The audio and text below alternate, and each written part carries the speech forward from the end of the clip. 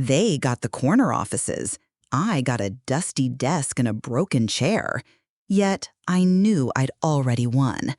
The boardroom smelled of leather and new money, but it carried no warmth, no trace of the family it was supposed to represent.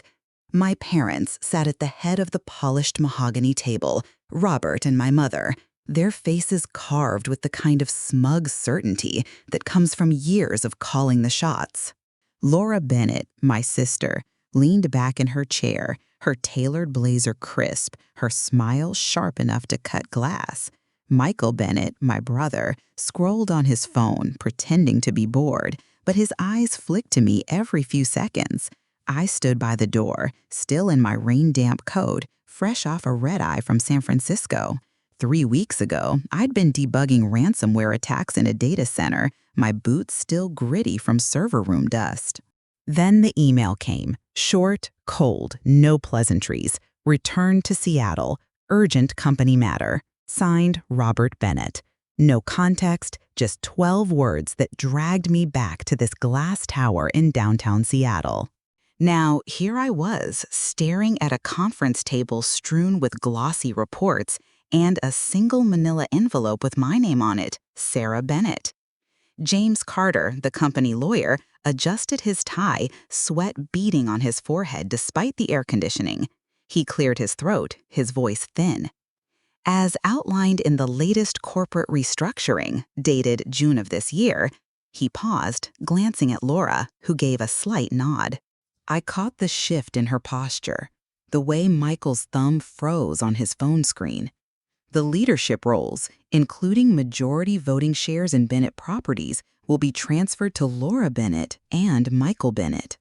Laura's lips curved, a practiced smile, like she'd rehearsed this moment in a mirror. Michael smirked, his eyes meeting mine for a split second before darting away. To Sarah Bennett, James continued, his voice dropping, the office at the East Wing previously used by William Bennett. Silence hit like a blade. Michael chuckled, low and mean. Guess Grandpa wanted you to dust his old chair. I smoothed the envelope's edge with my thumb, feeling the weight of their stares. I'll take the office, I said, my voice steady, giving them nothing. Laura's eyes narrowed, searching for a crack, but I didn't blink. My mother's fingers twitched on her sleeve, avoiding my gaze. James mumbled about paperwork, but I was already moving toward the exit. The Seattle rain slapped my face as I crossed the parking lot to the East Wing, a forgotten corner of the company's sprawling headquarters. The office door creaked, revealing a space untouched by time. Dusty shelves, a chipped desk, a chair with a broken armrest.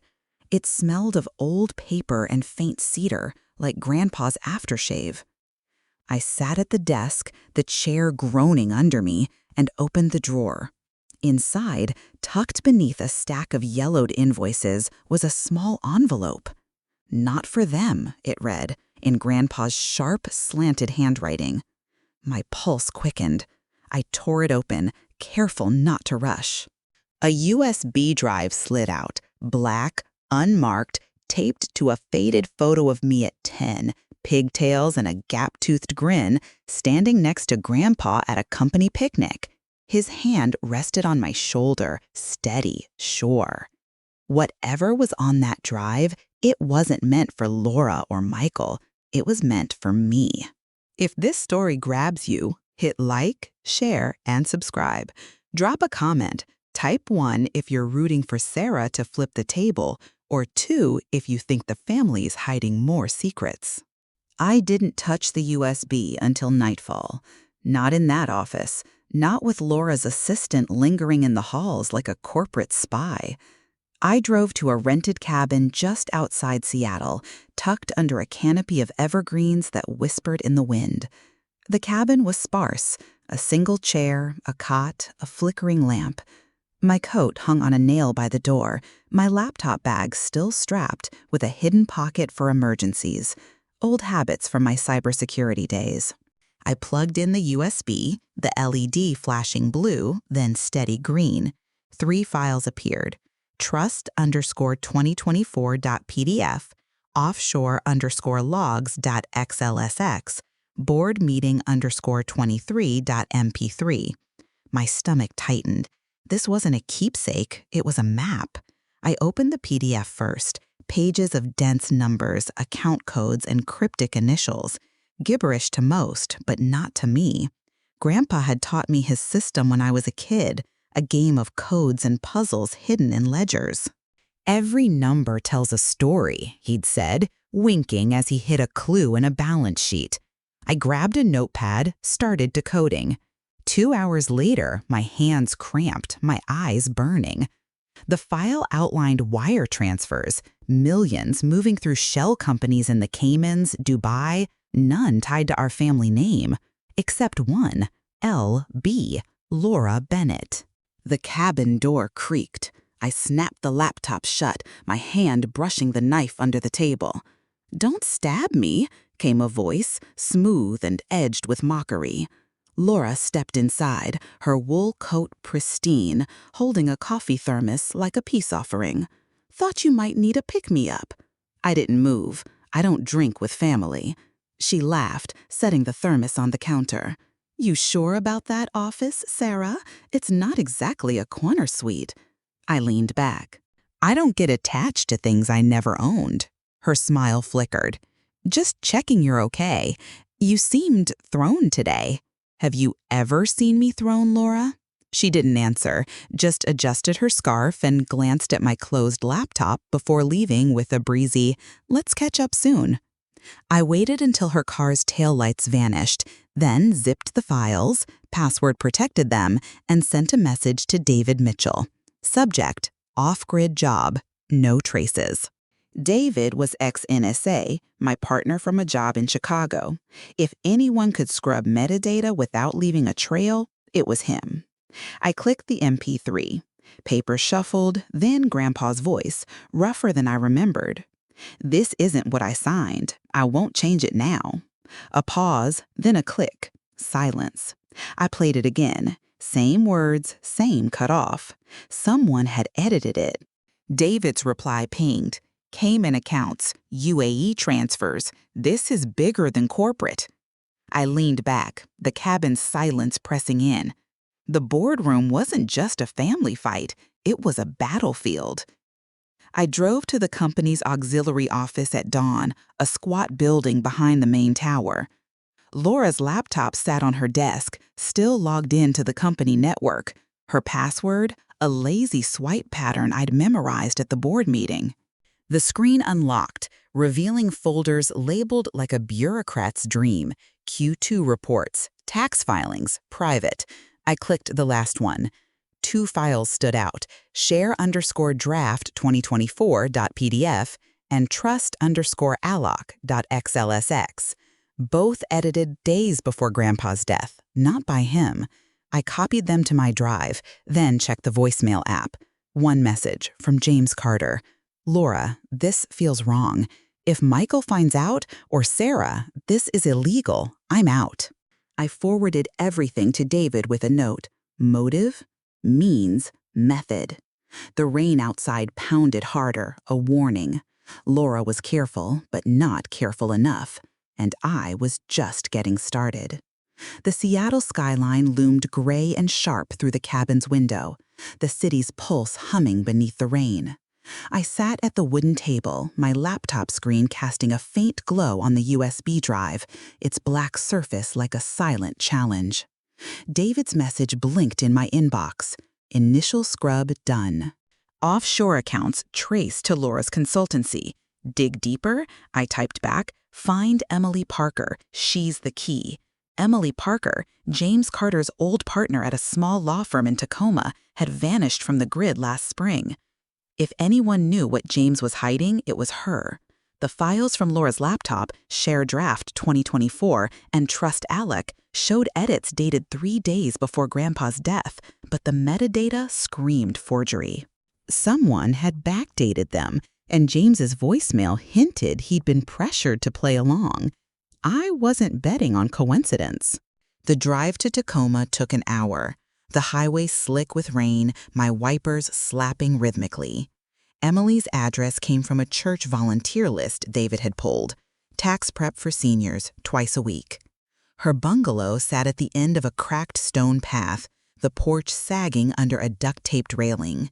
I knocked, my coat still damp from the drizzle. The woman who answered looked like sleep was a stranger. Gray hair pulled tight, eyes sunken but sharp. "Emily Parker?" I asked, already knowing. She stiffened. "I don't do walk-ins. Call the church office." I held up my phone, James's voicemail crackling through the speaker.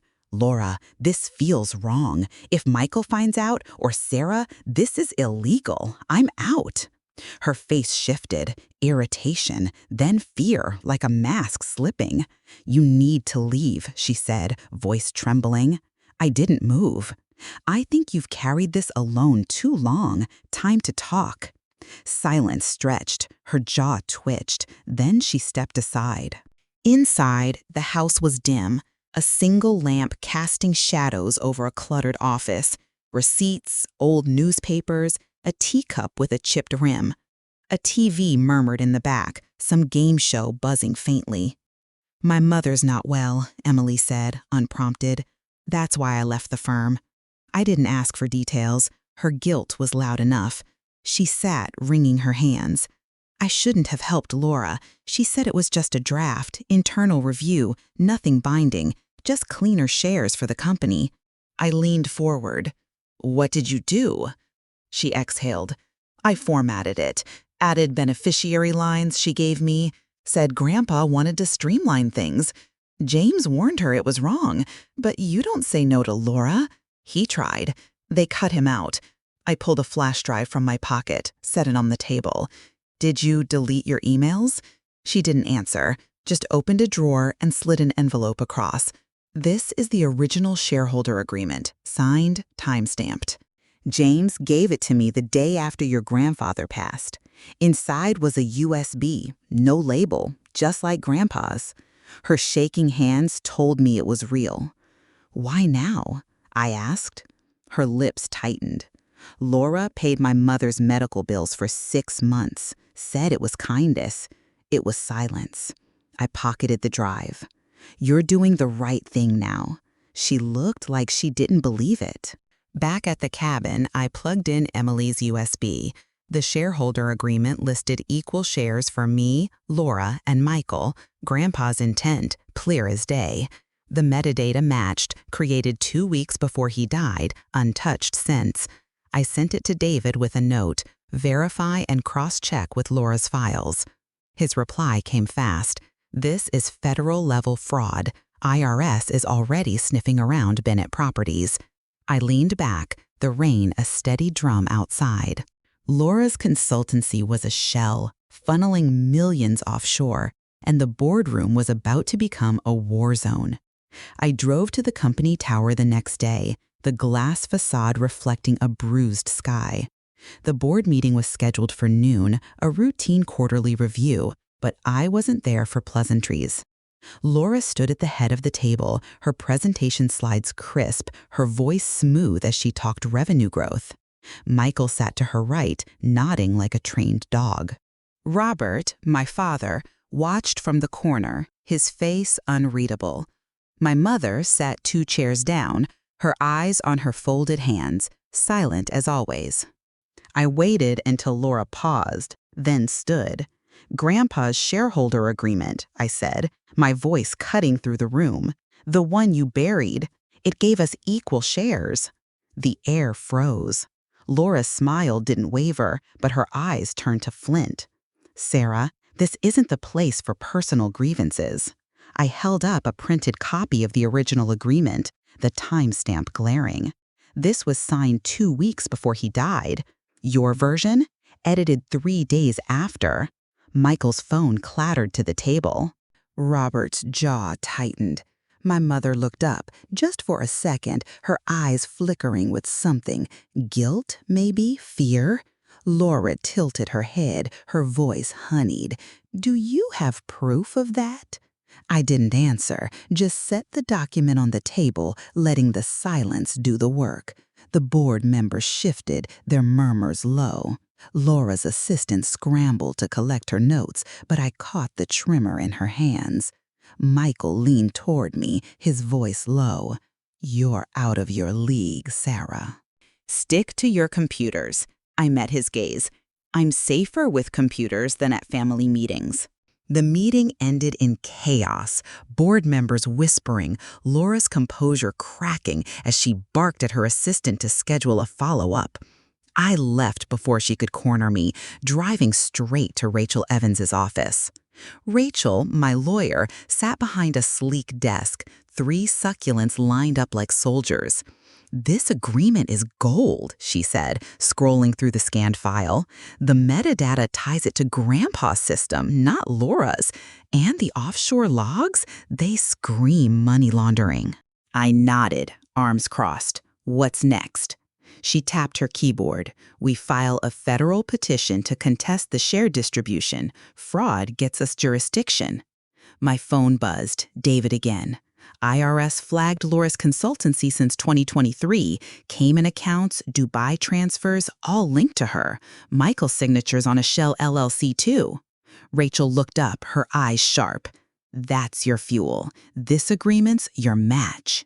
We drafted the petition that afternoon, 16 pages of declarations, digital logs, and Emily's sworn statement. Rachel signed the cover letter with a flourish, then slid a duplicate across the desk, no header, addressed to Laura's office. "You want her to know it's coming?" she asked. I nodded, but not from where. We drove to the federal clerk's office, the marble lobby echoing with quiet authority. I handed the packet to the clerk. "Fraud petition," I said. He stamped it, his voice flat. "You'll hear back in 72 hours, maybe longer." Rachel glanced at me as we stepped outside. "If this holds, we're not just contesting shares. We're freezing every account they've touched." I didn't answer. This wasn't about the company anymore. It was about dismantling the lies they'd built on Grandpa's name. Back at the cabin, I uploaded the anonymous packet to Laura's firm through a triple encrypted network. Subject: "For your review." No signature, just the weight of what was coming. My phone buzzed minutes later, a text from Laura, 4 words, sharp as glass. "What did you just do?" I didn't reply. She just realized the game had changed, and for once, she wasn't holding the cards. The next morning, David called. Laura's purging cloud backups. Local drives wiped at dawn. But I mirrored their server last night. We've got everything: emails, ledgers, even her dictated notes. One file stood out, a recording of Laura rehearsing a board speech, dated 4 days after Grandpa's death. "Grandfather's wishes were clear," she said, her voice polished. "We honor his legacy." The lie was so clean it almost sounded true. At noon, a courier arrived at Rachel's office with an envelope. No name, just a note in neat ink. Not wise to dig into family. Rachel called me, her voice tight. "This a threat?" I leaned against the cabin's porch railing, the city skyline faint in the distance. Let them think it scares me. We filed a temporary injunction that afternoon, Rachel's wording precise. Pending federal review, share transfers pose a risk of obstruction. It hit the docket before Laura's team could blink. David sent another update. IRS had flagged 3 accounts: Laura's consultancy, Michael's investment pool, and LLC in Robert's name. All marked for audit. "They're crumbling," David said. "Their firewalls are paper thin." I parked outside Laura's office that evening, the glass building gleaming under streetlights. At 7:45, she emerged, her coat buttoned tight, her posture brittle. A man walked beside her, dark suit, federal badge tucked under his lapel. She paused at her car, spoke to him too long, then scanned the street like she felt my eyes. She knew the noose was tightening, but she didn't know how much I'd already mapped out. You don't survive cybersecurity by guessing. You survive by being 10 steps ahead, so when they start wiping drives, you're already holding the backups.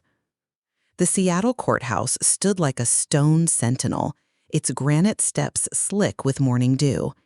Inside, the hearing room buzzed with restrained chaos. Reporters scribbling, board members whispering, their polished shoes tapping against the oak floor. I sat beside Rachel Evans, her laptop open to a folder of time-stamped files, each one a bullet in the chamber.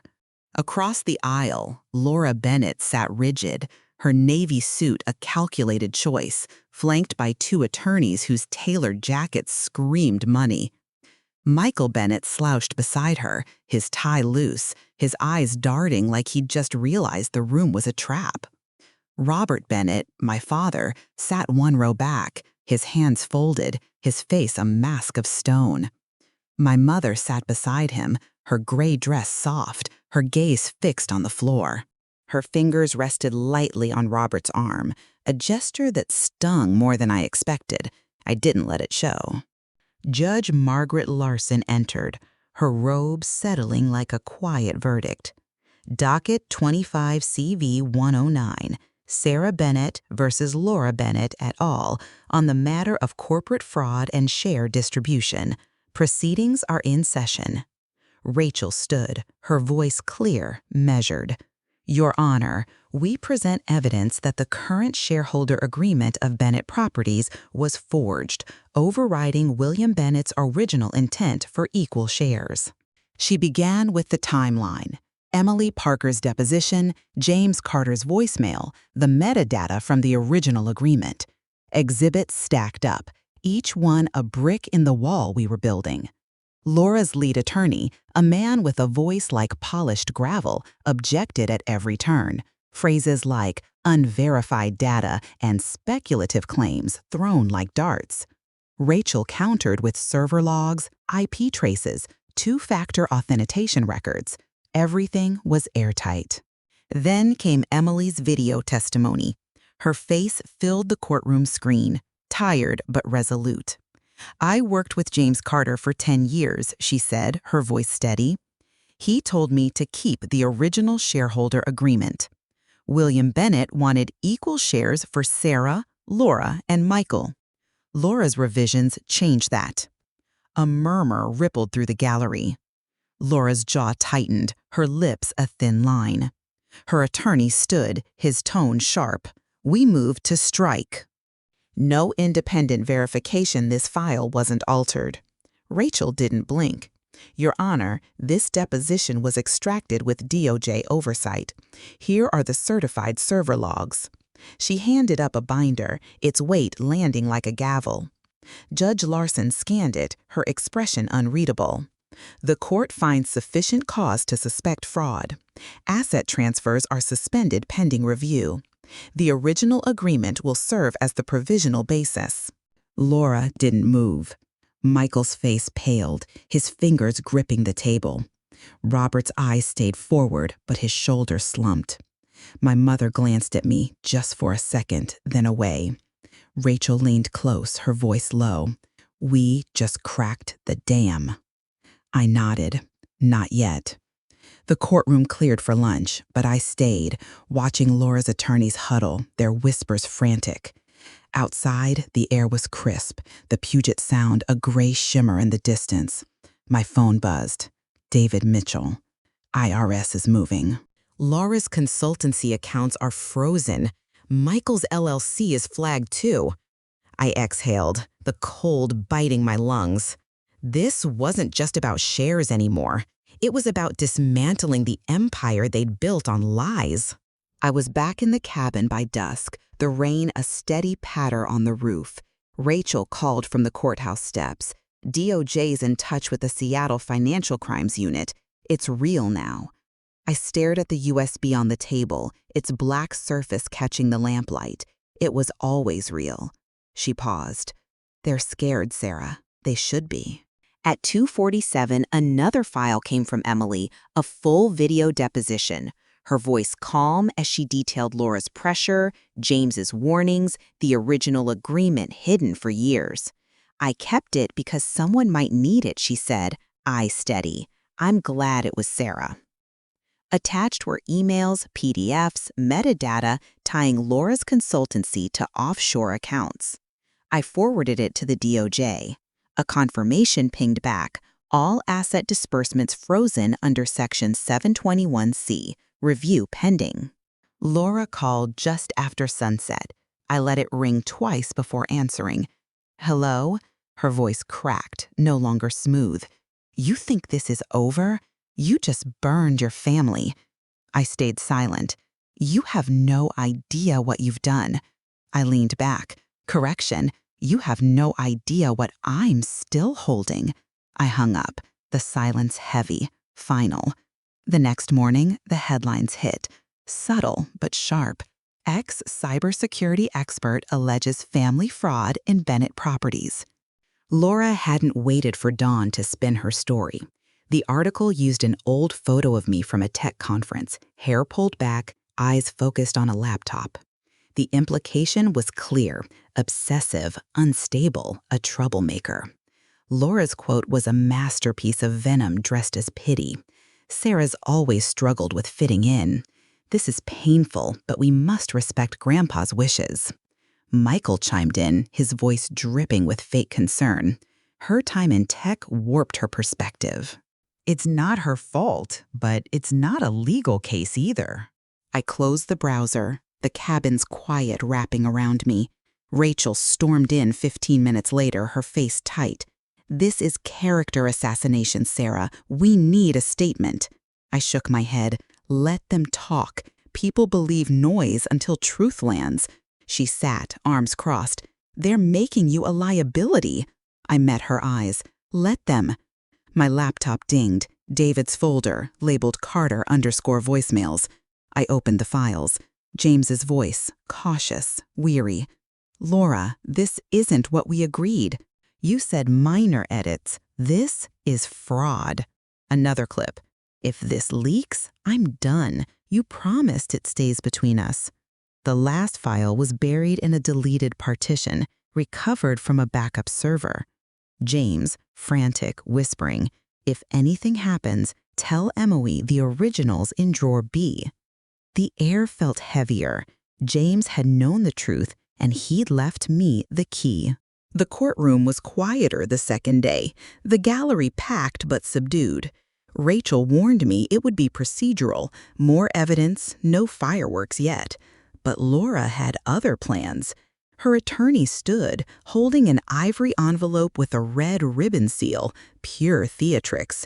We didn't want to introduce this early, he said, sliding a document across the table. But since Ms.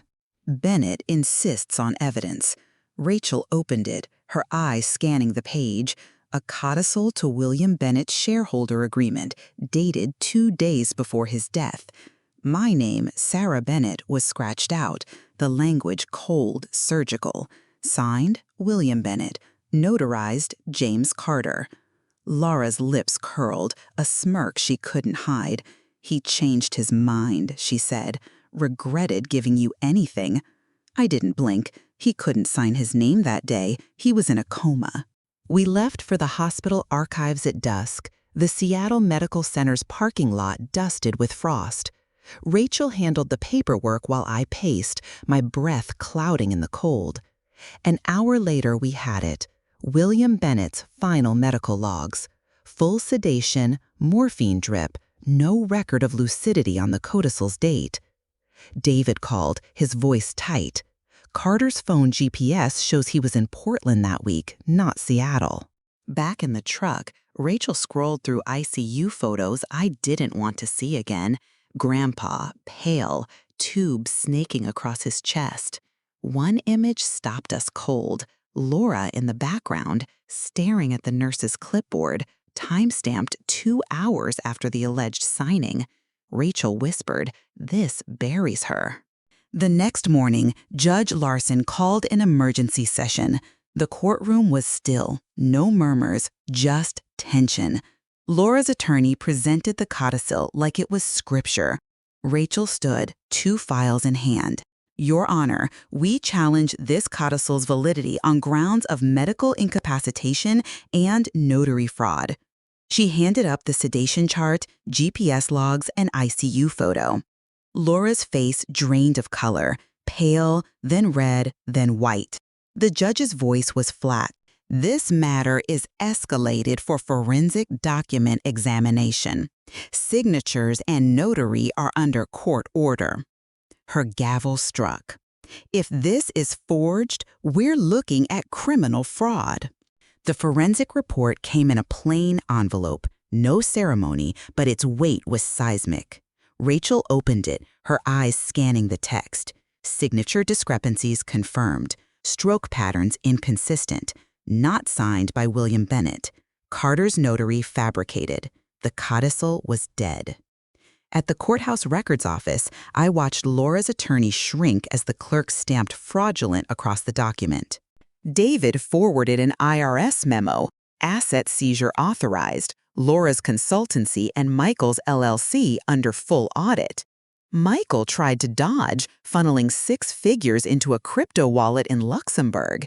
David traced it through a VPN he thought was secure. It wasn't.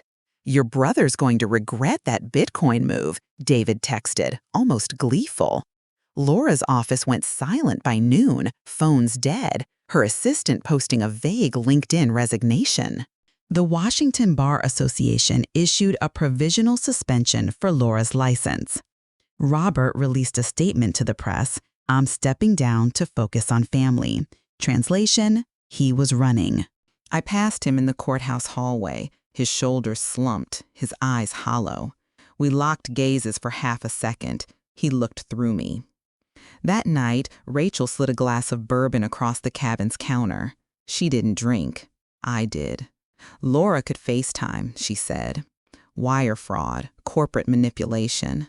I held the glass, didn't sip. I hope she does. It wasn't joy, just gravity, settling things where they belonged. My phone buzzed past midnight, a text from my mother. "Please come home." "I need to tell you something." Her name glowed on the screen, foreign, but real. I stood, packed, and drove to the house by Lake Washington, the one I'd once called home. The lake was still, silver under the dusk. I parked by the crooked mailbox, leaning since I was a kid. My mother waited on the porch, 2 rocking chairs, a pitcher of iced tea between them, condensation beating on the glass. I took the left chair, Grandpa's old spot. We didn't speak at first. She looked frail, her gray hair tied back, her hands trembling as she reached for the glass and didn't drink. "I saw the hearings," she said. "On TV?" I asked.